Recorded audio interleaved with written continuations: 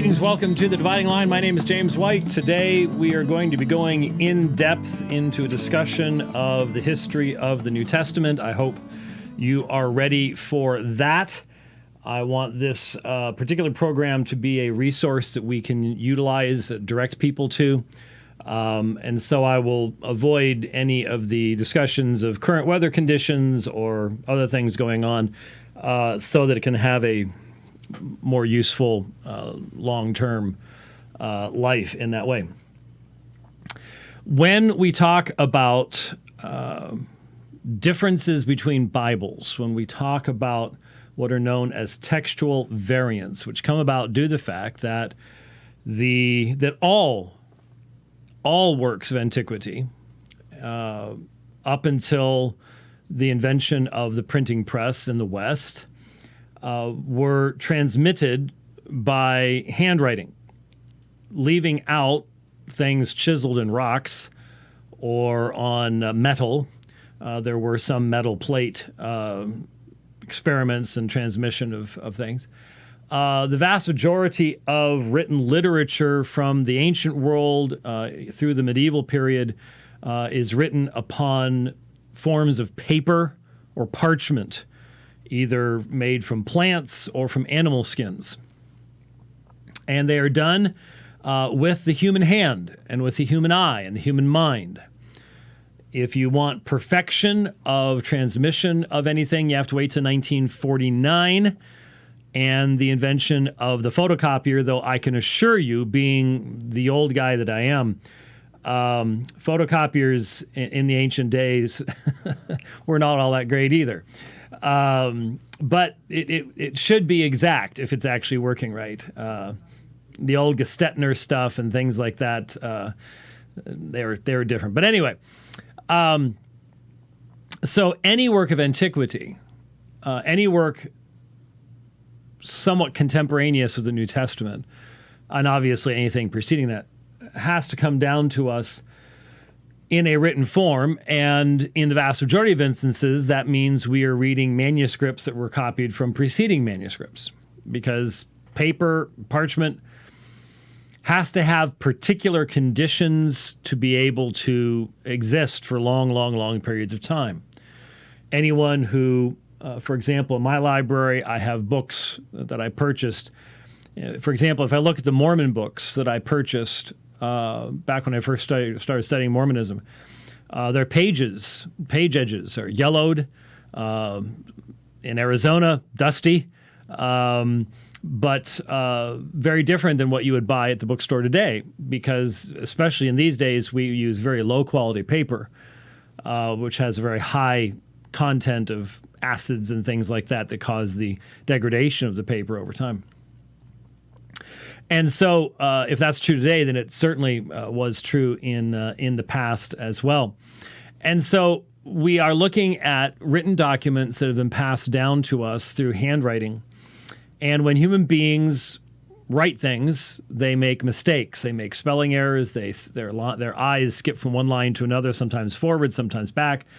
There's all sorts of things that can happen. And of course, on this program over the years, we have discussed many textual variants. In the last program, we spent quite some time talking about Luke 23:34, Jesus' words, "Father, forgive them, for they know not what they do," the manuscripts that do and do not contain this. And we're very open about these things. There isn't any...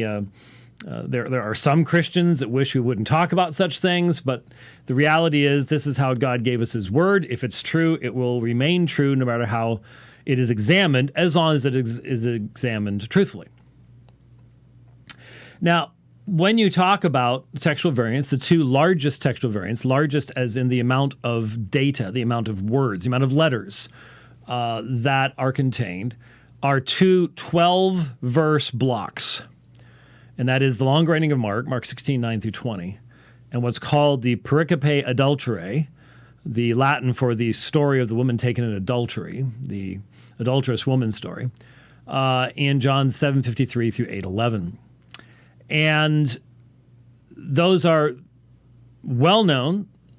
One has significantly earlier and better evidence than the other. That is, the long writing of Mark has much better evidence than the Pericope Adulterae does, which does not appear until the 5th century. in any manuscripts we possess today. And so they might be considered the most famous because they're the largest. But it would seem to me that, especially in talking with people outside the Christian faith, what is known as the Comma Johanneum, which is a relatively short phrase, well, that's not a phrase, couple of phrases, found at the end of John's first epistle, in what would be numbered in the King James Version of the Bible as 1 John 5:7. Maybe the most famous. I certainly know that in my own experience, I have probably had more people tell me I'm going to hell because of this particular passage than almost any other. I remember the man who was Alberto Rivera, who was behind the Alberto comics and the Jack Chick stuff about Roman Catholicism. He looked me right in the eye and told me I was going to hell because I was carrying that one right there, that New American Standard Bible right over there. Can't reach it from here, but anyway, I had that one with me that night, and it doesn't have the Comma Johanneum. So if you don't have that, you're going to hell, and that's just how it works. So, given that, it would seem to me that most Christians who want to give a defense of their faith and defense of the veracity of their translation of the Bible and its underlying Greek and Hebrew texts would like to know what the facts are. Because there is a great deal of emotional and traditional fervor that is to be found in materials that you might find on the internet in regards to this particular subject. And there are many individuals who will very strongly defend the comma, but they do so primarily for the broader defense of the Textus Receptus or the King James only position.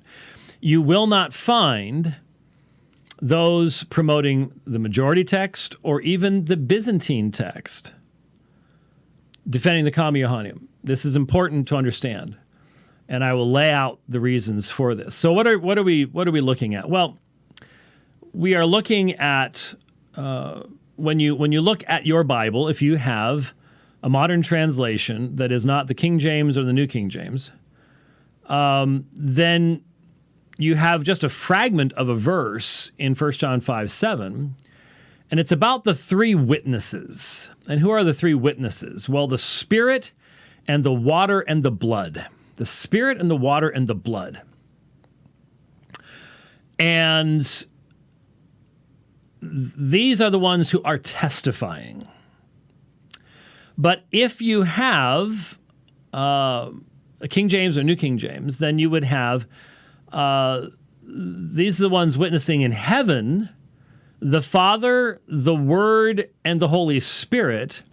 And these three are one, and there are three that are testifying upon earth, and then you have what you have in your other translations. So that phrase, in heaven, the Father, the Word, and the Holy Spirit, and these three are one, is what's called the Comma Johanneum. This is the disputed text. In the words of Dr. Metzger in his textual commentary, that these words are spurious and have no right to stand in the New Testament is certain in the light of the following considerations. And given the widespread distribution of Metzger's commentary, I'll just go ahead and read it because it's what most people would be exposed to, but we'll be looking more closely. External evidence. The passage is absent from every known Greek manuscript except 8, and these contain the passage. Now, this is from the, 70s, 80s. Some people would say as many as 12. We're going to look at specifics about this, but let's just be very clear. This is a massively minority reading. It is found in, it's a massively late minority reading. There are some readings in the New Testament that are minority readings. That is, they are contained only in a minority of manuscripts. But the reason they're found in the New Testament that we translate our New Testaments from today, such as this, the Nestle 28th edition of the Greek New Testament. I was going to grab my ECM. I forgot to do that. Apologize for that. I would just mean a taller stack over there. But these eclectic texts, they are drawn from many different manuscripts, these printed editions from which we translate into other languages today, including the English language, will have readings that are based upon a minority of the manuscripts. But in almost every one of those instances, those minority of manuscripts are extremely early. So a clear example of this is John 1:18, where Jesus is described as homonogenes theos, the unique God, over against the majority of manuscripts, which say homonogenes huios, the unique Son, or only begotten Son. So being a minority reading isn't necessarily bad if the minority of texts are super high quality manuscripts that are extremely early, rather than what we have in the case of the Comma. All of the manuscripts that contain the Comma Johanneum in the Greek tradition, in the Greek, which is the original language in the New Testament, are extremely late. Many of them can be completely dismissed because they are produced after Erasmus's first edition of the Greek New Testament, after it's already being printed, because people continued to handwrite manuscripts. It's not like a Kinko's or a FedEx showed up at every corner the day after the printing press was invented. But as far as having great weight, none of these have great weight. There is no reason to believe any of them are copies of extremely early manuscripts or anything of the like. And in the majority of these manuscripts, no matter how you count them, the comma appears in the margin of the manuscript. It's not a part of the original manuscript itself. It's been written in by much later hands, sometimes as late as the 17th or 18th centuries. So obviously those manuscripts are irrelevant. So we are talking about maybe at most, at absolute most, 4 to 5 manuscripts that actually have this as the text reading, one of which we know is written in 1520. We'll take a look at it in a moment. None of them are earlier than the 15th century. So we are talking a massive minority reading, and it is massively late in its testimony. It is it's very accurate to say this is not a reading of the Greek manuscript tradition at all. As we will see, it is a reading of the later Latin manuscripts. For example, some of these manuscripts, some of the Greek manuscripts, are diglots. They're on one page you have Latin, on the other page Greek, and it came in from the Latin. It simply isn't a Greek manuscript reading. So I go back to Metzger. The passage is absent from every known Greek manuscript except 8, and these contain the passage of what appears to be a translation from a late recension of the Latin Vulgate. 4 of the 8 manuscripts contain the passage as a variant reading written in the margin as a later edition of the manuscript. The 8 manuscripts are as follows. We'll look at these a little bit later on. One of them he does mention is Codex Montfortianus, which dates from around 1520. I'll show you that specific reading. So the passage is quoted by none of the Greek fathers who, had they known it, would most certainly have employed it in the Trinitarian controversies, Sabellian and Arian. We'll talk a little bit more about that later on. Some arguments have been raised against that, which I think are very easily dealt with. Its first appearance in Greek is in a Greek version of the Latin Acts of the Lateran Council in 1215, 1,200 years after the birth of Christ. The passage is absent from the manuscripts of all ancient versions. This is extremely important. You must remember that the New Testament was translated into other languages early on in its transmission history. And while there is a limitation to the value of translations, for example, there are some languages we can't tell what the original Greek was if there's a variant there because the receptor language is not specific enough to be able to reflect differences in the Greek, for example. So there's a limited value. But what foreign language translations are very valuable in is telling you whether the original Greek that they're translating contained a verse or didn't. And all ancient versions, Syriac, Coptic, Armenian, Ethiopic, Arabic, Slavonic, except the Latin, do not contain this text. So all of those early, so when it is suggested, and there are people suggesting this, when it is suggested this was a widespread reading, and it just simply hasn't come down to us, scholars working in the field see no reason to believe that. Because if it was in the Greek manuscript tradition, it would appear in at least some of these translations in some form. It does not. It is not found in the Old Latin, in the early form, Tertullian, Cyprian, Augustine, or in the Vulgate as issued by Jerome, Codex Fuldensis, copied around 541 to 546, and Codex Aniatinus, copied before AD 716, as revised by Alcuin, first hand of Codex from the 9th century. The earliest instance of the passage being quoted as a part of the actual text of the epistle is in a 4th century Latin treatise entitled Liber Apologeticus, chapter 4, attributed either to the Spanish heretic Priscillian, who died about 385, or to his follower Bishop Instantius. Apparently the gloss arose. A gloss is a interpretation, normally written in the margin. It's an interpretation. Apparently the gloss arose when the original passage was understood to symbolize the Trinity. The original passage, Spirit, blood, and water. Through the mention of the three witnesses, the Spirit, the water, and the blood, an interpretation that may have been written first as a marginal note that afterwards found its way into the text. That wouldn't be the first time something like that has happened. John 5:4 would be another example. In the 5th century, the gloss was quoted by Latin fathers in North Africa and Italy as part of the text of the epistle, and from the 6th century onwards, it is found more and more frequently in the manuscripts of the Old Latin and of the Vulgate.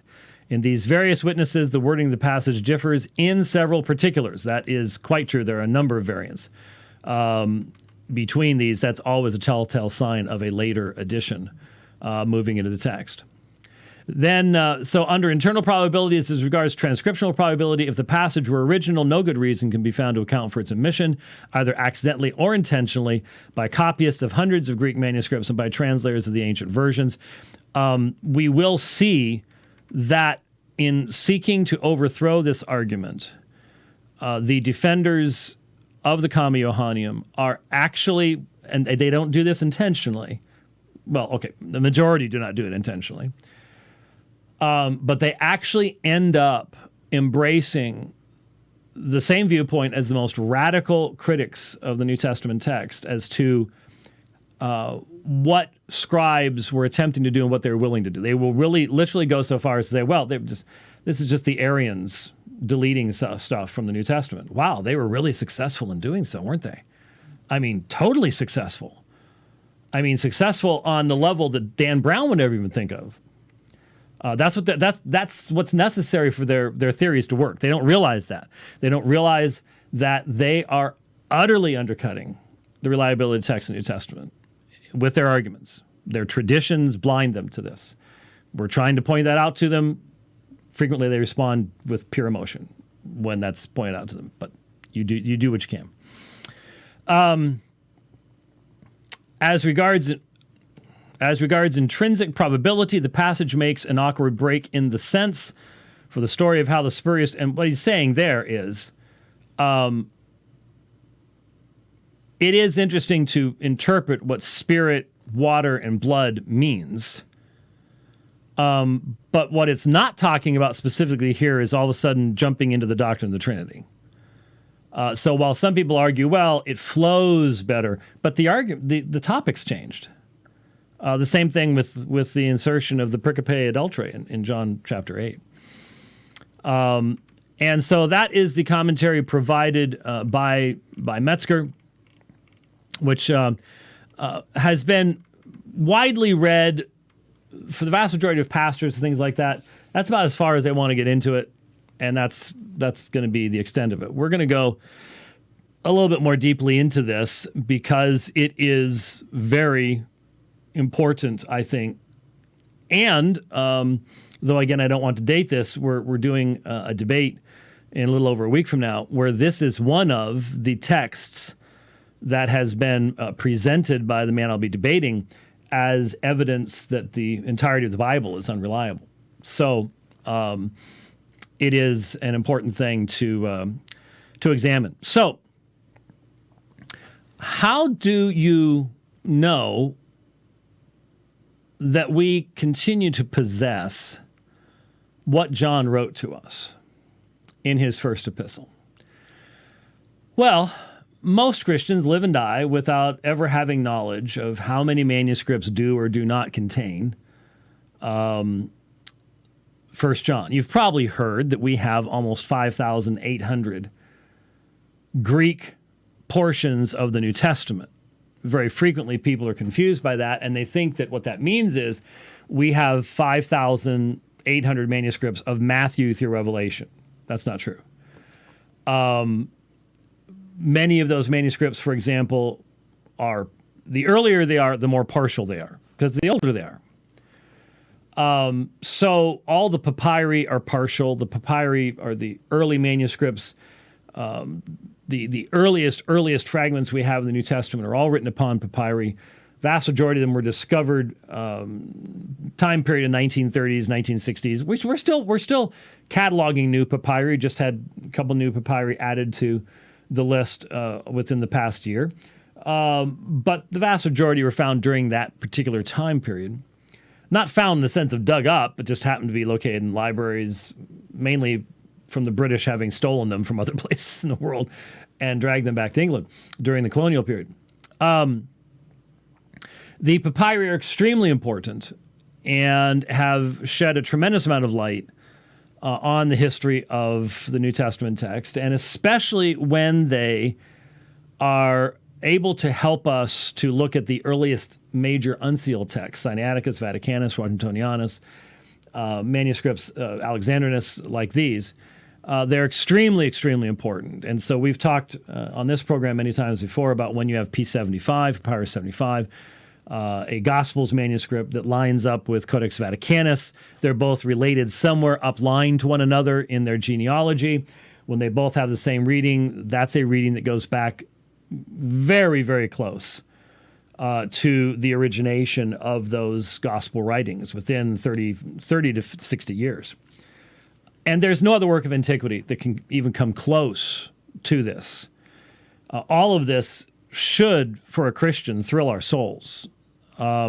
We today can make arguments about the antiquity of the text in the New Testament that even men like Constantine von Tischendorf only a century and a half ago could wish to have been made, let alone going back to the Reformation or periods of time before that.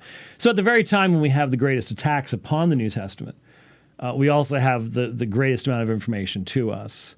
And that's a great blessing from God. And that's one of the reasons we deal with this, is because we want people to understand that information. It's not something that's normally talked about in churches. It should be, but it's not.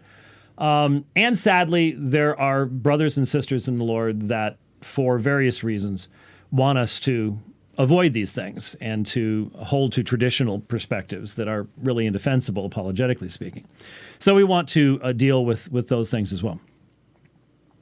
So when it comes to 1 John, we do not have 5,800 manuscripts of 1 John.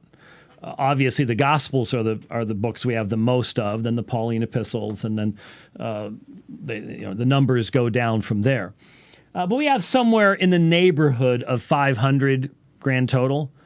But obviously, when you look at any New Testament book, what you're going to have is a small number back in the early centuries, and then the numbers could go up and up and up in the number of manuscripts you have as the centuries go by, just simply because the closer you get to now, the more likely something can survive that particular period of time.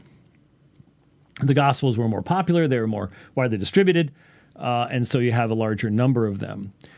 We do not have any papyri that are directly relevant to our subject of inquiry here in regards to 1 John chapter 5. As with most works, the earlier portions and mid portions of a book are more widely represented. Sometimes the beginning of a book and the end of a book are less widely represented. The reason for that is damage to the book. If the book existed as a single work, 1 John would almost never be existing as a single work. So that doesn't apply as much here. But we can't go back to it.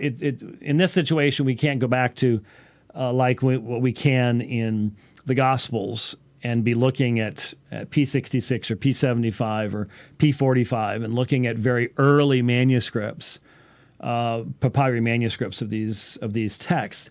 And so, as far as I know, these are the two earliest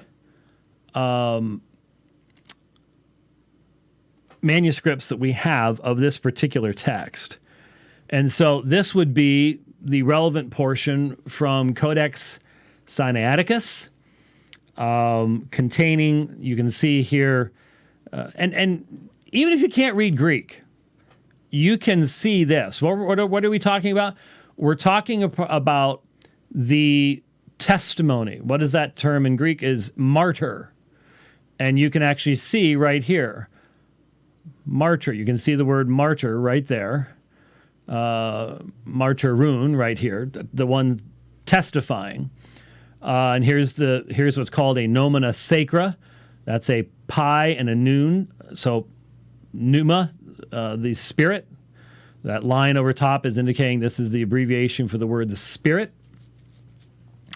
You can see the word 3 right here. Here's testifying again down here. So pretty clear, and it does not contain the Comma Johanneum. As I said, it's not till the 15th century till you will find any manuscript that does, but this is probably the earliest copy we have. And then there's a second version, not version, but second reading.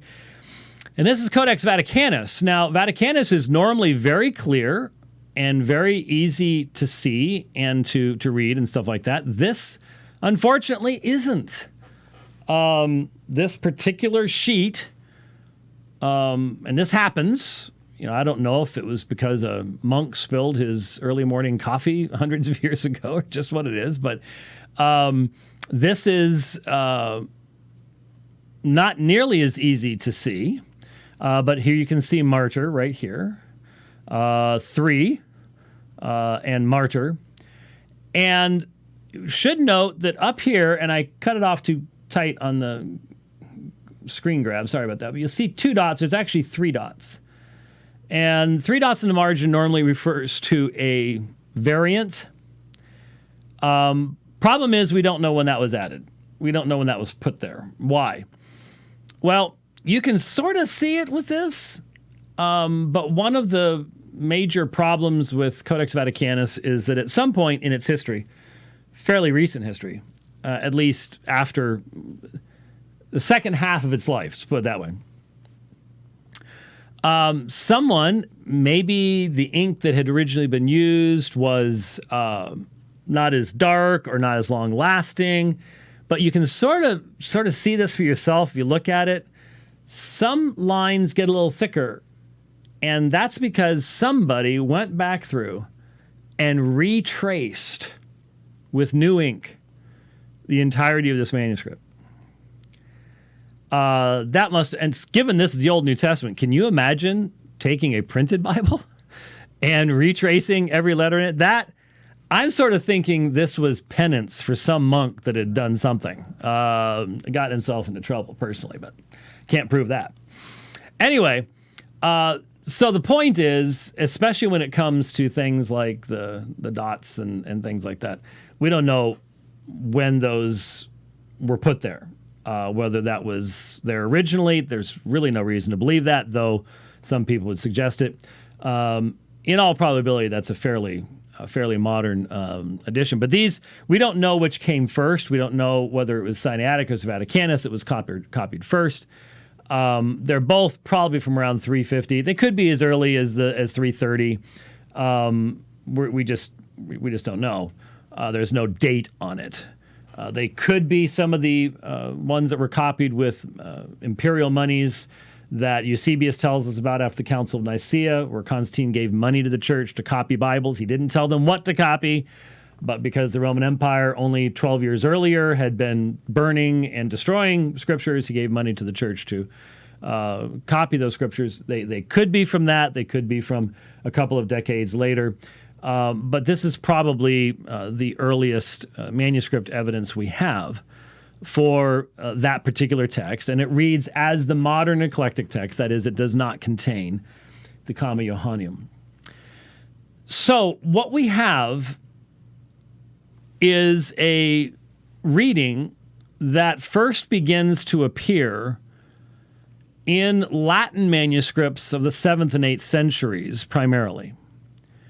Now, there are some who argue that early church writers made reference to this text. For example, they will point us specifically to the words of Cyprian.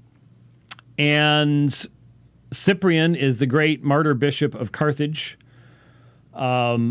He dies right at the beginning of the great imperial persecution. It's going to last for about 60 years. It was the worst part of the persecution, and it ends in 313. And he was beheaded. And in a rather important book that we have made reference to numerous times before in our debates with Roman Catholics on the subject of the papacy, and that is on the unity of the Catholic Church.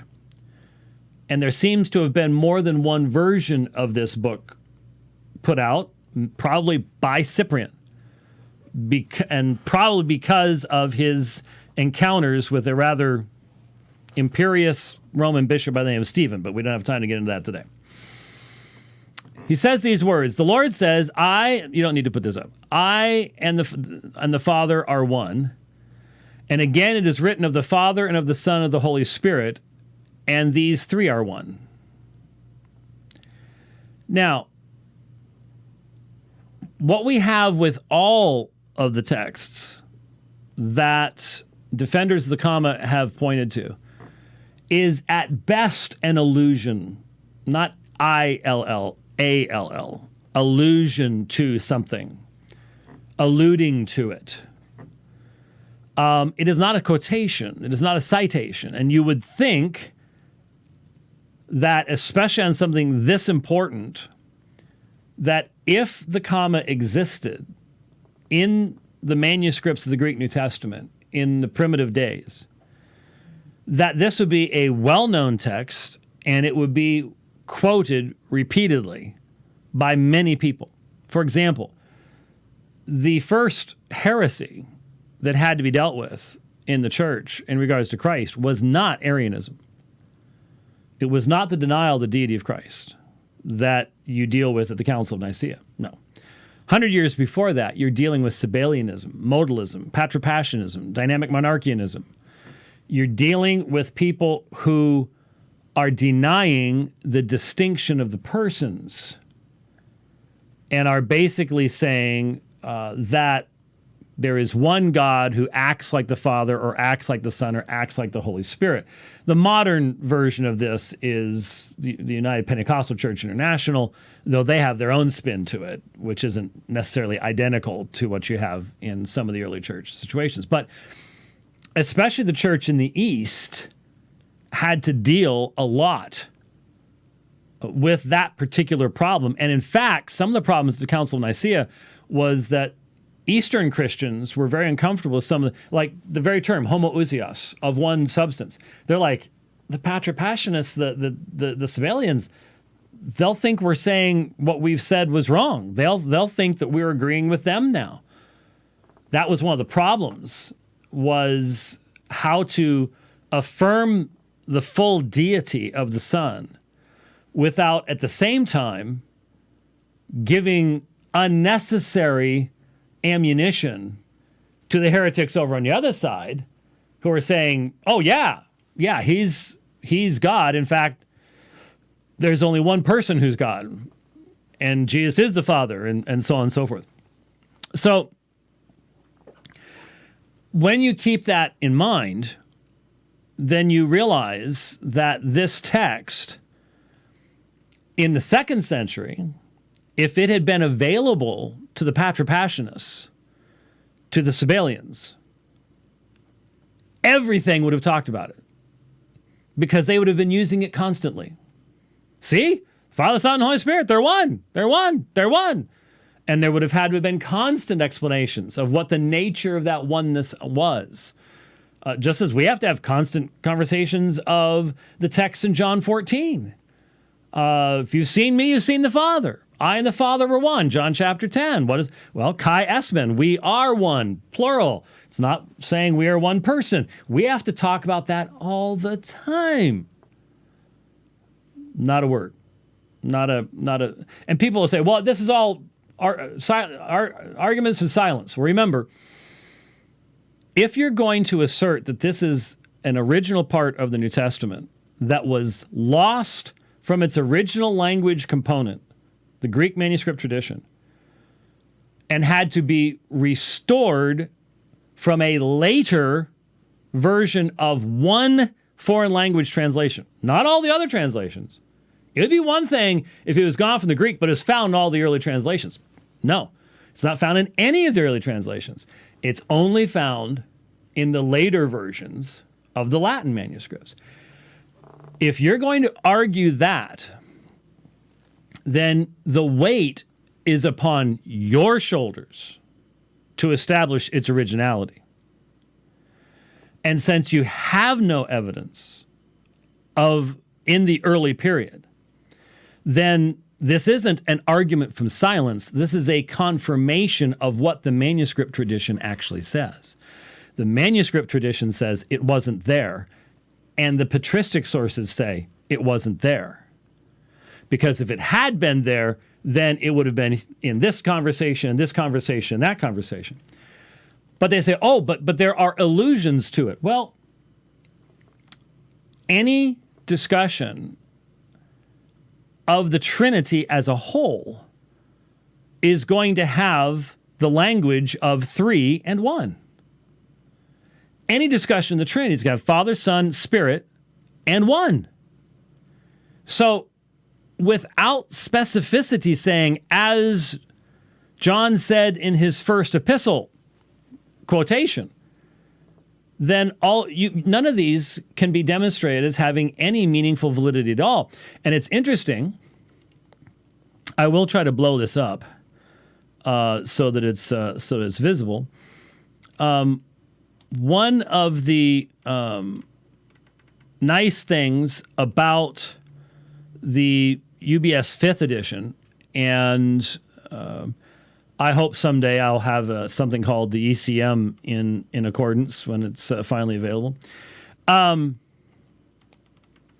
is they give much more attention to patristic citations. And so down here at the bottom of the page here, here's the text along with the comma. And then you have references. So, for example, 61 here is Codex Montfortianus. We're going to look at that in a second.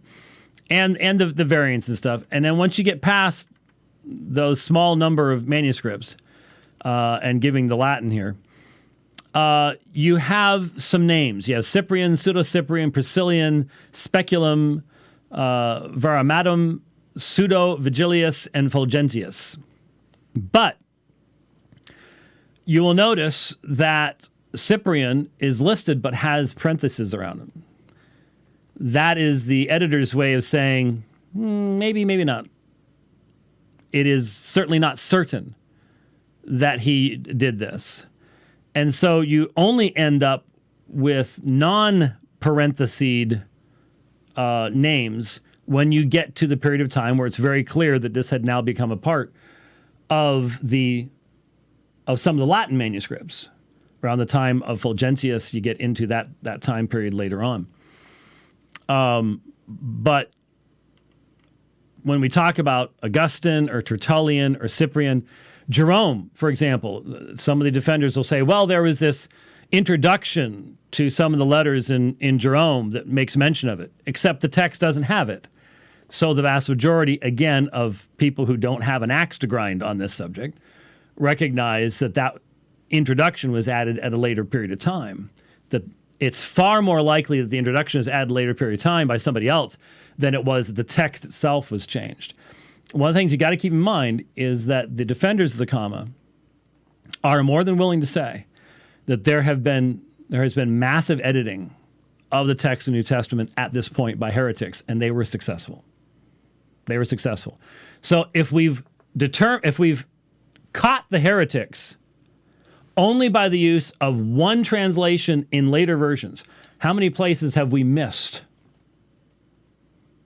How many places have we missed? Now, they would have a theological response to that. They would not have a historical response to that. In reality, I would suggest that if you're going to defend this, you should simply say, I believe this as a pure matter of faith. I do not make a historical argument whatsoever. Because once you start getting into the historical argument, you end up utterly undercutting the reliability of the text in the New Testament. You don't intend to, but that's exactly what you do. And we're going to give an example of it later on.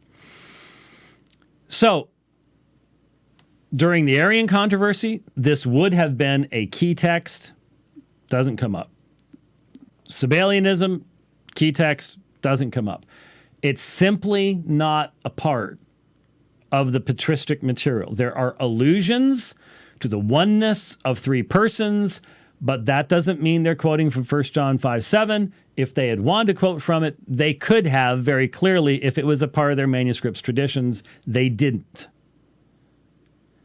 So the scholar who wants to look at the material, the scholar who, and this is why I've said many times that holding to the comma destroys all apologetic methodology. When I am critiquing the Uthmanic revision of the Quran, I have to be as fair and accurate as I can be. I actually have to try to be unbiased in my analysis of the data for my criticism to carry appropriate weight. I cannot use unequal scales. I'm constantly criticizing my Muslim debate opponents in using unequal scales. They will use one standard for the New Testament, a different standard for the Quran. I'm not going to do that. They may continue to do that, and you might say it puts you at a disadvantage. Well, not in God's eyes, it doesn't. But we have to use equal scales. And when we use even scales, then we sit back and we go, okay, here is a reading unknown in the Greek manuscript tradition until the 1400s. It's not a part of any of the early translations of the New Testament. It comes into the Latin at a later period of time, only slowly moving to a position of predominance in the later editions of the Latin Vulgate. It is fairly clear it is clear it was not a part of Jerome's original translation of the Vulgate. Of course, the Vulgate, by the time of the Reformation, was a different thing. So, upon what basis, then, anybody who holds to, well, there are different schools of textual critical methodology. The vast majority of Christian scholars say, believing Christian scholars believe in what's called reasoned eclecticism. There's continues to be arguments about how you weigh external evidence versus internal evidence and things like that. Today, there is something I've talked about in the program in the past. We don't have time to go into it today, called CBGM, Coherence-Based Genealogical Method. CBGM doesn't give any place whatsoever to the Comma Johanneum. It can't. There's not enough manuscripts. It's not even really a part of the manuscript tradition to even look at it. So it can't even enter into the analysis that we do with serious textual variants. This is not in the understanding of the vast majority of textual critical scholars. This is not a serious textual variant. It has no probability of being original, and so it doesn't get discussed all that much on that side of things. For people holding that perspective, the late dates of the few manuscripts, all the early translations, early church fathers, not a chance. It is the clearest example of a text that pollutes the New Testament from outside because it becomes popular in common use. It is one of the best examples of why we need textual critical analysis, and that we have to determine what it is that we want. Do we want to know what John wrote, or do we get to determine what John wrote? We want John to write what we want. I mean, it'd be very convenient to have 1 John 5:7, but John didn't write 1 John 5:7, so if you love the truth, you don't love that which is not true. So, then you have other folks. Now, see, what's interesting is there are certain people, I'm not going to name names, but there are certain people. There's one particular gentleman I can think of who simply, if I said the sky was blue, he'd find a way to argue about it and write a lengthy article about it. But actually, there's lots of people like that, sadly. Though on one hand, I'm sort of glad I give them a reason for living, getting up each morning. But other than that, but there are people who would hold to what would be called a majority text platform. And from their perspective, the majority of the manuscripts determine what the proper reading is to be. Now, what's interesting, a lot of people who will defend the comma will use majority arguments up to a point. They never should. If you ever defend the comma as original, then you have to reject majority argumentation. Because, there's the Hodges-Farstad text according to the majority text. It does not contain the Comma Johanneum.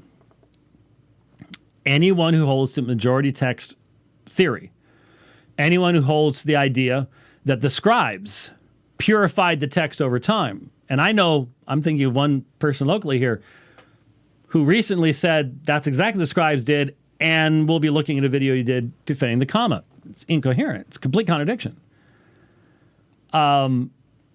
If you're a majority text advocate, you do not believe in the Comma Johanneum because it's not a majority reading by any stretch of the imagination. Even if you count the late manuscripts it's found in, still 99% of all the manuscripts of 1 John don't contain it. Now, you might say, well, but then a lot of them don't contain 1 John 5, so they might have contained it. But you can't assume that. See, that's one of the problems here. The weight of the assertion lies upon you.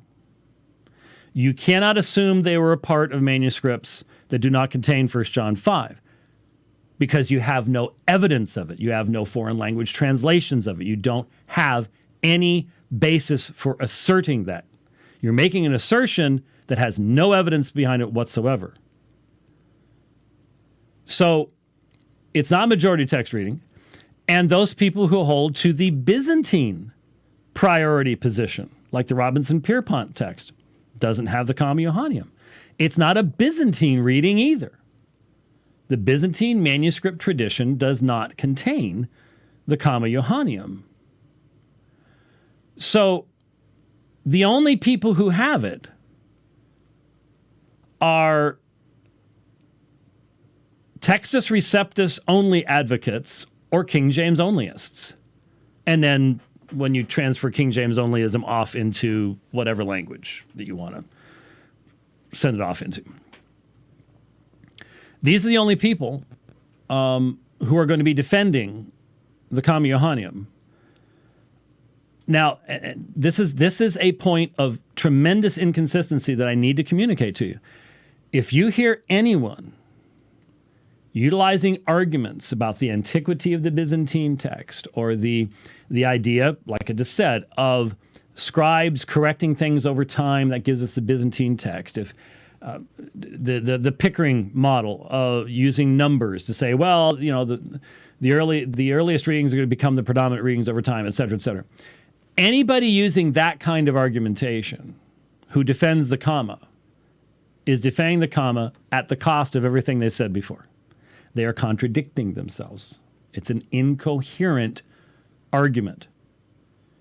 It's not a Byzantine reading. It's not a majority reading. So if they ever use either the majority or Byzantine priority argumentation for anything else in the New Testament, they then have to abandon that and contradict that for this one verse. And here's something, I'm just going to put it back out there because it is simple truth, and those who deny it cannot refute it. In fact, they just ignore that it exists. If you hold to a text and you cannot present a consistent methodology of examining the manuscripts that gives you that text, you are not engaging in truthful, honest scholarship, and you're not engaging in truthful, honest study. Your position is self-refuting, incoherent, and in error. You can sugarcoat that and cover that over with a thick layer of wonderful theological frosting if you want.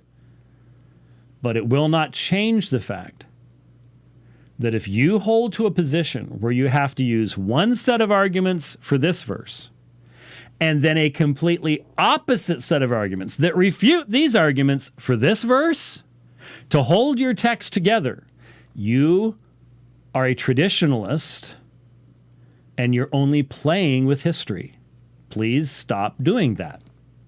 It's incoherent, and something that is incoherent is untruthful. It is not marked by a desire for consistency and coherence. The arguments that we make for any particular text need to be coherent. They need to go to a consistent set of principles. And no one who argues for the comma does that. They can't. It's not possible. Because if they are an advocate of the Textus Receptus, then the arguments they're going to use for the comma are going to be different than the arguments they use for Revelation 16:5, which would be different than the arguments for Revelation 14:1, different for the text in Ephesians, Luke 2:22. They're going to utilize different argumentation for each variant.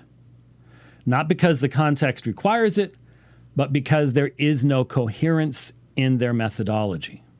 They have a text that arose from differing sources, very few sources, in the midst of political issues, political in the sense of Rome was a political power at that time, and hence is inconsistent with itself in certain places.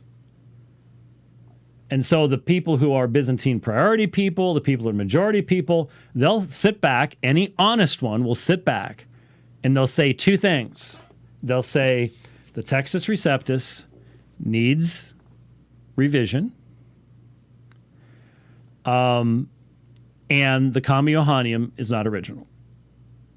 Now, they may say this, they may like this better than they like this, but what they will say, if they were honest, and they will not argue this, and they will confirm this, as much as it bothers them to no end to have to agree with me, on this point, they will agree with me.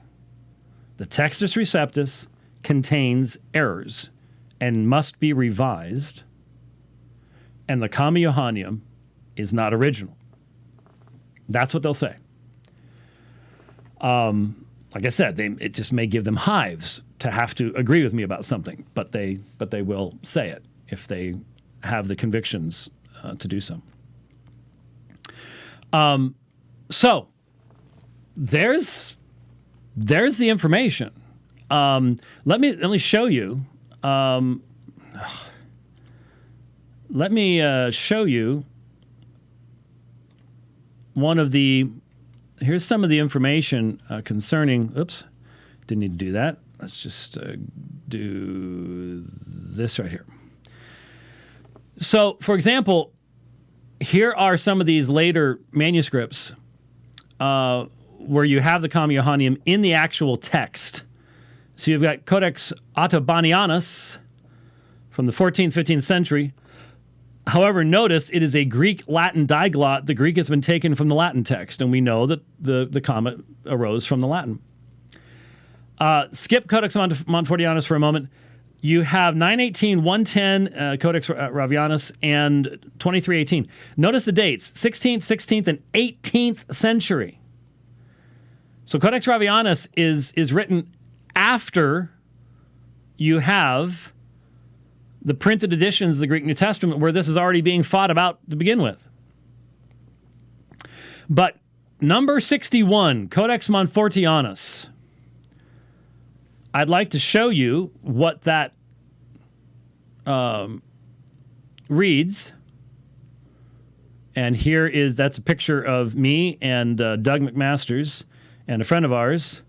We're in the reading room at the Trinity Library in Dublin, Ireland, and the manuscript laying before us is Codex Montfortianus. And here's what Codex Montfortianus says. You will notice that it is not actually identical in its reading to what you have in the TR, but it's close enough. But here you have the comma. And most scholars are convinced enough that we can put an exact date on this manuscript, 1520. It is relevant to the dispute that has been had regarding why it is that Erasmus, in his first two editions, did not have the comma, but he does in the third. Well, he was attacked. Well, he was attacked for a lot of things.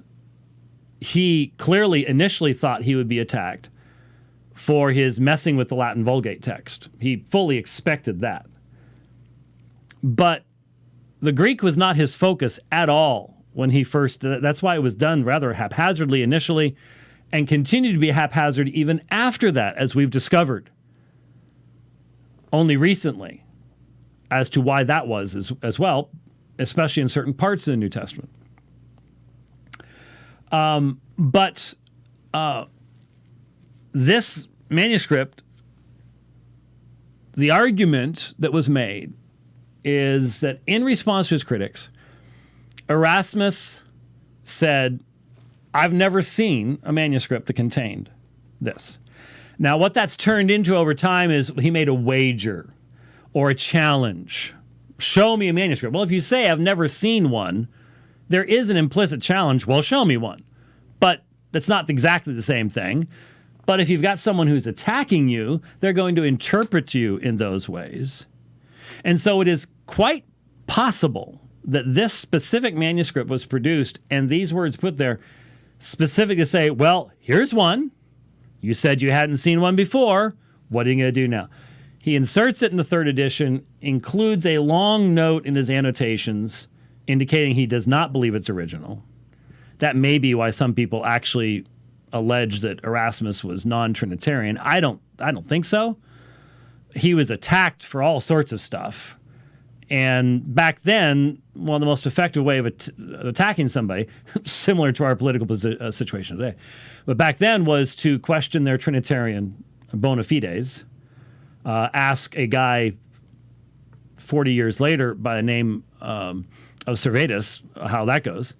And so I'm really hesitant to give much weight to those criticisms of Erasmus, but might have had something to do with this. But here's Codex Montfortianus, and there's your comma. Now, here's the question. Is that how you want the text of your New Testament determined? Based upon events such as that? That really, really, really is a question that I think any person needs to consider. So we'll take that down. And I think in listening to this video, we will be able to pick up any of the other particular aspects of the issue that we need to address. But there you have the background information, material, maybe more information you ever wanted, but it's important to have it. And so I want to look at Taylor DeSoto's video that was put out just a few days ago. It's 23 minutes long, and so if I started to do that right now, I assume it takes about 3 minutes for me to respond to each minute, so we'd have another hour and a half of the program to go, and we generally don't go that long. Most people don't like to listen to something that long. So in the last 6 minutes, he gave what he called a positive case for the Comma Johanneum. What he did in the preceding part was to respond to what he considers to be the arguments against the comma. I don't think those were really the arguments totally. One part we did deal with, and that is the fact that this text is not found in the patristic argumentation. He also spent a lot of time on the argument that the papyri somehow has something to do with this. I don't know anybody who's made that argument. I've never seen it in print, but maybe he ran to somebody on the web or something and did that. I don't know. They didn't seem to be the best arguments. At least they really didn't deal with what we've presented. Let's put it that way. That aside, the last 6 minutes are the positive presentation. So 5 minutes we can probably get done and still keep this to an hour and a half. So I want to respond to these things. I think it's important to do so. So let's present a positive case for the Comma Johanneum. The Comma Johanneum is indeed the most difficult passage to defend, especially against those who deny the authenticity of non-Alexandrian readings. Okay, I'm going to be stopping and starting it. It has nothing to do with Alexandrian readings, because this isn't a Byzantine reading. This isn't a Western reading. This isn't a Caesarean reading. Just let people know, outside of Byzantine, those categories I think are going to be going the way of the dodo bird in the not too distant future. I don't know what terminology is going to be taking its place, but over the next 20 years, those terms are going to be passing away due to the application of CBGM. But be that as it may, this has nothing to do with Alexandrian readings, because this is not a Byzantine reading against an Alexandrian reading. It is a Greek manuscript reading versus a late Latin manuscript reading. And yeah, that is indefensible. It does require a radical reorientation of the entirety of New Testament textual criticism to take a late Latin reading and demand its insertion into the Greek manuscript tradition by basically saying it was there originally. That's the level of corruption. There's that level of corruption. The vast majority of scholars, including unbelieving scholars working in the New Testament, do not have that low a view of the scribes in the transmission of the text. That's how radical it is. I've said before, if you go full comma today, knowing what we know today, and they'll talk about, well, Calvin liked it. Fine. Calvin did not have 1/500th of the information that we have today. Trying to drag those people into this conversation it's bogus. It would never survive in a debate. It's irrelevant. They did not have the information we have today. Leave that aside. The fact of the matter is you're presenting a perspective that would require a massive level of corruption of the New Testament to actually be relevant, which is not the foundation, which is the exact opposite of the perspective of Byzantine priority, the exact opposite of the perspective of majority text, and it's the exact opposite of the perspective that this gentleman presented himself, actually that his co-pastor presented in the Pulpit and Pen article that I probably shouldn't have mentioned because if we want to make this a freestanding thing. But there was a recent article that talked about how the scribes were used in the process by God of purifying the text. Well, if you go full comma, you can't believe that. So maybe they disagree on this. I don't know. But you can't hold both of them at the same time. It can't be done. In this presentation, I will examine the Greek support for the passage, the commentary by various theologians, and the internal evidence of the disputed passage. Greek support. The Comma Johanneum is supported by 11 Greek manuscripts, 6 of which were corrected by a second hand to add the verse. Okay, so that's a little bit higher than I've seen, but the point is, over half of them, it is a later, sometimes even an 18th century hand written in the margin. Textually irrelevant. Textually irrelevant. It just needs to be said. As discussed earlier, there are 0 extant papyri manuscripts containing 1 John 5, and of the near 6,000 extant manuscripts we do have, just under 500 contain any part of 1 John at all. Okay. Now keep in mind, even though he's not going to mention this, none of those that contain 1 John for the first 1,400 years of church history contain this reading. Positively.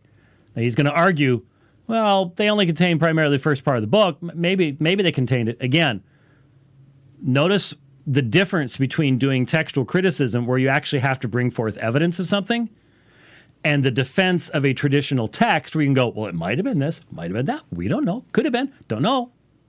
That's why I say, we don't know, I don't know, is not an apologetic methodology either, and is fundamentally destructive of an apologetic methodology. It is important to note that though the majority of these extant witnesses do not contain the disputed verse, the majority of these extant manuscripts also exclude all of the verses past chapter 2 of the epistle. So it's slightly misleading to say that most of the manuscripts exclude this passage. Okay, so again, this is not textual criticism. This is theologizing, this is traditionalism, but it's not text criticism. The assertion is being made. It's a positive assertion that goes against all the ancient documentation. Therefore, it requires positive evidence. You can't just simply go, oh, it might have been. If you find that to be compelling, then one of two things is true. Either you've already made up your mind and you want to be TR only or something like that, or you've never done textual criticism before. You've never looked at any other variant. You've never tried to defend. Over the years, we have looked at numerous passages here on the program and defended New Testament readings from criticisms from Muslims or atheists or others. You have to have a consistent historical basis. Going, might have been there, is not enough. That is destructive to apologetics. That's why we're addressing this, and we'll continue to address this. It's vitally important. This does not mean that there were only ever 11 manuscripts throughout the history of the New Testament copying that contain the passage. It simply means that 11 have survived. So what's the assumption? Well, there may have been more. Could have been more. There could have been thousands more. They just haven't come down to us. It just so happens that the ones that have come down to us don't contain it, but there may have been lots of others. Again, notice the actual reasoning here. You're starting with your conclusion, and then you're trying to backfill from there. This would not survive meaningful cross-examination. It would not survive in a textual critical classroom. At least I hope it wouldn't. This is reasoning backwards. Sounds good to someone who doesn't do textual criticism, doesn't actually take this out there and defend it. It sounds good. But once you stop and go, you're sort of assuming your conclusion, aren't you? Yeah, that's exactly right. You are. This is perfectly reasonable, as hand copying of manuscripts was largely discontinued after the printing press. And I did find that somewhat humorous for one reason. Where are the majority of manuscripts that actually contain the comma? They're written after the printing press. They're inserted probably from a printed text, which means that 11 number is actually like 4.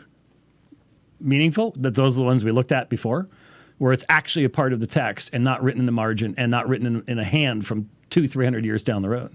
Is prone to destruction by just about everything. In the last 200 years, the theory that the oldest surviving manuscripts were the best without question has held its place as the chief principle of textual criticism. No, it's never been the chief principle. It is an important principle because of a simple reality, and that is a manuscript written in 200 has to have fewer generations of copying between the original and it than the same type of manuscript written in the year 1200. So it is highly improbable that a manuscript written in 1200 is a copy of a manuscript that was written in the year 200. We have a couple that are. 1881, 1739 come to mind as 9th and 10th century minuscules that we can tell were copying 3rd or 4th century texts, maybe even 2nd century texts.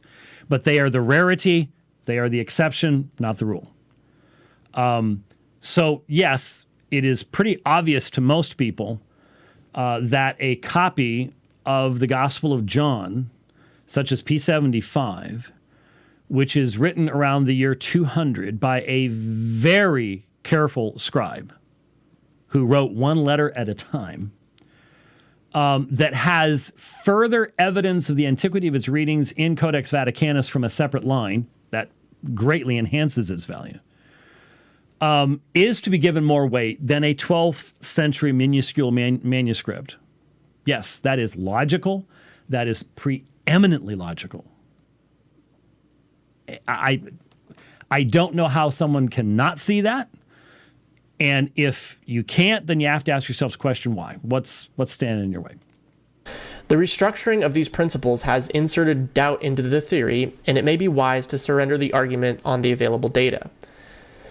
These late manuscripts that contain the comma could have easily been copied from a manuscript of great quality and antiquity. Again, a necessary assumption provided without evidence. Show it, to my knowledge, and again, we only have 4 manuscripts. The ones that's in the column, that's irrelevant. That's irrelevant. To my knowledge, there is nothing found in any... Monfortianus is a throwaway. It's not textually relevant. I've never seen anyone go, wow, Monfortianus has all these amazing early Byzantine readings and all the... I've never seen anyone make an argument that any of those manuscripts have any claim whatsoever to the kind of weight that's been given to 1881 and 1739. And without the provision of evidence of that, then what you have here is wishful thinking, not solid argumentation. Just wishful thinking. They may have been, could have been, who knows? Well, if, again, you're the one making the argument, you have to provide solid foundation for that. I've given you 2 manuscripts, 1881 and 1739. There are numerous scholarly articles that analyze these manuscripts and demonstrate that they were copying an early exemplar, and we can tell why, because they differ from their contemporaries. Where do these manuscripts differ from their contemporaries, other than the comma? I mean, Monfortianus is an entire manuscript. It's not just 1 John. But its readings are all common. When? Around 1520. Around 1520. That's where it came from. It's not the copy of some ancient manuscript. There's no evidence for it.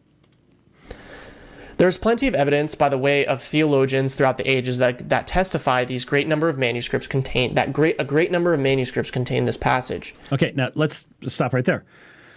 Theologians. Well, we can have great respect for theologians, but I know a number of theologians that to be honest with you, if you opened this up to many of the theologians I know and asked them to interpret the notes at the bottom of the page, they would have no idea what they were looking at. It's just not something they do. And until you have this level of information available to you, we look at Jerome, and man, Jerome is a gold mine of information about manuscripts in one particular area at one particular time. But he only had access to that particular area. And he was probably the most important person at that time. Origen was so weird, who knows? But he's important too. But the point is, you couldn't call up your friend 1,000 miles away and ask for a fax. Hey, could you do a screen capture of that for me? PDF that for me? Couldn't do it. So any commentary up until the modern period about the manuscript tradition as a whole is extremely fragmentary. Extremely fragmentary. So the idea that because someone was a great theologian, they somehow knew what all the manuscripts across Europe meant or contained, nobody did. No one had that information. So any statement about how many manuscripts or how widely distributed, anything like that, up until at least the last century, and really the middle of the last century, are just simply wild guesses. There's nothing more to be given to them than that. I mean, that's just recognizing the limitations of what had yet been done in the creation of a critical text at that point. I have already demonstrated that Calvin, and in other presentations that Turretin and John Owen agreed to this. Francis Chanel of St. John's College in Oxford said this in the 17th century, quote, "These words in 1 John 5:7 are to be found in copies of great antiquity and best credit," end quote. Now, it's interesting. Great antiquity. Back to when? What did he have access to? Which manuscripts did he have access to? They don't know. They can't say. But they want to say, well, he must have stuff that we don't have now. And he must have known that it was from antiquity. How did he date them? Paleography is a rather modern invention. It requires access to a large number of manuscripts. It's been greatly enhanced by our discovery of the papyri, for example. So how does he know? There were a lot of people. Erasmus was known to refer to manuscripts in antiquity that were from like the 1200s. That's not antiquity, at least not from our perspective. So you get one guy someplace with no manuscript evidence, and that's supposed to be a sufficient grounds for the insertion of a reading into Holy Scripture. Think about that, folks. Think about what the foundation of this really is, what's really being said. Further, in Codex Vaticanus, there are 3 dots left by the scribe at 1 John 5:6-8 that indicate the scribe knew of a textual variant. This is available publicly on the internet for all to see. Go and look at the manuscript. That means that this text was disputed as early as the 4th century, which is coincidentally when many other passages were being omitted from specifically Alexandrian manuscripts. Now, 2 things. We showed that earlier on. I mentioned we don't know what the dating of these dots is because of the nature of Vaticanus and the fact that it was overwritten and things like that. But let's say it was then. That means Vaticanus is as old as we've always said that it was. But B, I hope you caught what was just being said. All these texts were being deleted from the Alexandrian manuscripts. Now they have to believe that, because the Textus Receptus is at least 1% longer than the corresponding what would in the past be called Alexandrian version of the same thing. And so from their perspective, people were successfully deleting material. Well, not successfully because they end up being in the Byzantine manuscripts. But this is the exception. So the idea being that somehow, well, man, I need to repent because Dan Brown got it right. Dan Brown, the Da Vinci Code, got it right. Here's Taylor DeSoto telling us that Dan Brown, the Da Vinci Code, got it right. That somehow at that time period, because that's the same time as Constantine, the whole thing for Dan Brown was that Constantine gathered up the manuscripts and made changes, and did it so well that we never found out about it. I've always said that was absolute fiction, that it was absurd. Well, it is fiction, and it is absurd. And the idea that this text was in manuscripts and then deleted from those manuscripts successfully from the entire Greek manuscript tradition, that not a single one of all those manuscripts had one copy that managed to make it down through history, is absurd. But, folks, you need to see the radical nature. These guys don't look radical.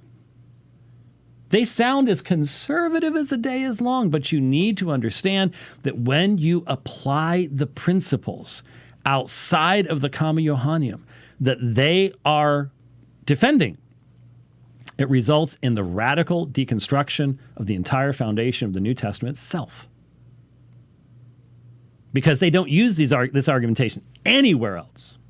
They use a completely different set to defend Revelation 16:5, a different set Revelation 14:1, Ephesians 3, etc. They use all sorts of different arguments. They're never consistent with themselves. They can't be. But this argument means that we have zero confidence outside of restoring texts from foreign language translations that the Greek manuscript tradition actually represents what was written by John or Paul or Peter or anybody else. That, you heard it. You heard it. If anything, the exclusion of the passage from the manuscript tradition is evidence that the passage was contested early on in the transmission process, not that it was absent to begin with. So you begin with your conclusion, and now you're saying, well, the fact that it's not there shows that it was disputed. See, there's no reasoning with this. You've started with your conclusion, and then whatever evidence you encounter, you then fit it into what your conclusion requires it to be. So if we don't find manuscripts, if we don't find it in Vaticanus, we don't find it in Sinaiticus, that means that it was disputed and that there was a reason for its being excluded, and that means it was there originally, which can be done with any text. Any text whatsoever. There are some quotes from Clement of Alexandria. We have no idea what Clement of Alexandria is talking about when he actually sounds like he's quoting from Scripture. What if you're dealing with someone who grabs hold of some of his stuff and says, this was original too, and it has just as much evidence as the Comma Johanneum? These guys got no response. I do. Because of coherence, consistency. I have called into question and demonstrated the lack of integrity of those manuscripts formerly belonging to the Alexandrian family on my channel before, so it should not be surprising that they would contain such an omission. And all the Byzantine manuscripts, and all the Western manuscripts, all Greek manuscripts, all Greek manuscripts. The Alexandrian has nothing to do with this. It's all the Greek manuscripts. In fact, it is obvious that the 4 Greek manuscripts that contain it in the text do so because of Latin contamination. One of them's a polyglot. It's got the Latin right there. That's where it came from. It's obvious that's where it came from, is from the Latin in every single one of them, due to the predominance of the Latin Vulgate in the West. There is no evidence of an antiquity in the manuscript to this reading at all, in any family. But you'll notice the assumptions that are constantly put in to what is supposed to be a positive presentation. Let's look at internal support. Though many modern commentaries dismiss the disputed verse as being incoherent, theologians for centuries have found the passage fits most comfortably at verse 7. Remember Calvin, who said, quote, "Since, however, the passage flows better when this cause is added, and as I see that it is found in the best and most approved copies, I am inclined to receive it as the true reading," end quote. And Calvin was wrong about that. He was not only wrong about it flowing, but he was wrong about the copies. And living at the time he was living at, given the amount of information he had, even if he had the 1550 Stephanus, there are places where Stephanus wasn't exactly spot on. So the introduction of the doctrine of the Trinity at this point, when you're talking about the Spirit, the water, and the blood, which are probably references to the humanity of Christ, to the nature of Christ at that point. I mean, I'm not saying that we can't find it someplace. We can't find it someplace. It's just the idea of defending a reading that has no basis before the 14th or 15th centuries on the basis of smoothness is incredibly weak. Incredibly weak. Calvin knew Greek better than, I would say, any scholar alive today. I would not say that at all, and Calvin never said it. I think that's ridiculous. He certainly knew Latin very well, but pretty much everybody did. But I see absolutely no reason, for all the respect that I have and how many hours I've spent defending John Calvin, even to the point of defending his pastoral ministry and things like that, I would never, ever say what was just said there. The verse indeed seems to be required to fit the flow of the passage. Not only is it parallel to quote, these three bear witness on earth, end quote, which is a common pattern for the apostle, there are syntactical ramifications if the passage is not authentic. R.L. Dabney notes the article in verse 8 has no antecedent without verse 7, as you would expect. And anyone who has taught Greek and taught through 1 John knows that trying to demand that John utilize that level of provision of clear antecedents is absurd. The whole argument about 1 John 5:20, there are just so many places where the antecedent is not expressed or is allowed to remain ambiguous in John that it's again, an extremely weak argument. Structure of the sentence. In the 4th century, Gregory of Nazianzus comments that the passage is confused in its grammar without the phrase that we now know as verse 7. In that, after using 3 masculine gendered words, he follows with 3 neuter words, which is, quote, contrary to the definitions and laws which you have and your grammarians have laid down, end quote. Which could then be charged against John in other places and Paul in other places as well. Again, this kind of, it would just be so much smoother if it was there. Let's not worry about the manuscripts argumentation. There you go. A 4th century bishop. Dabney agrees with Gregory's analysis. Given the parallel structure which is common to John and the strange grammar construction without verse 7, it seems unlikely that the passage was originally penned from verse 6 to 8, omitting verse 7. Conclusion.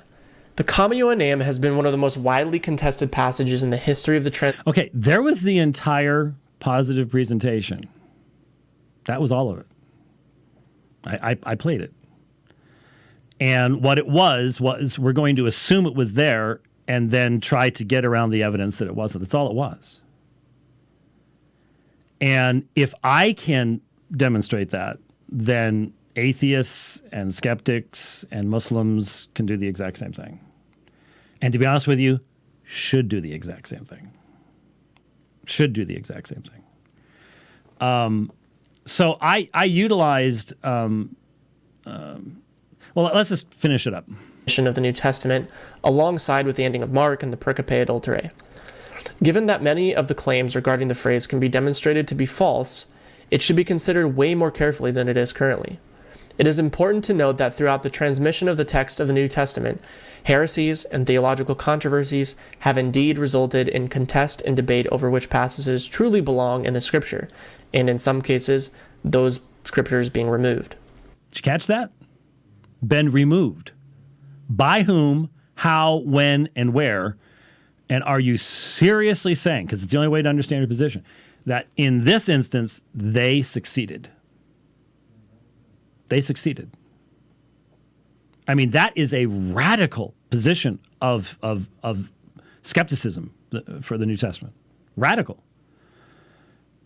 Which would then require the radical theological reestablishment of the text, which is really what you have. Fundamentally, if you're going to say this and this alone, doesn't matter what the manuscripts say, all the rest of that stuff, I think you should just be straight up front and say, God re-inspired this.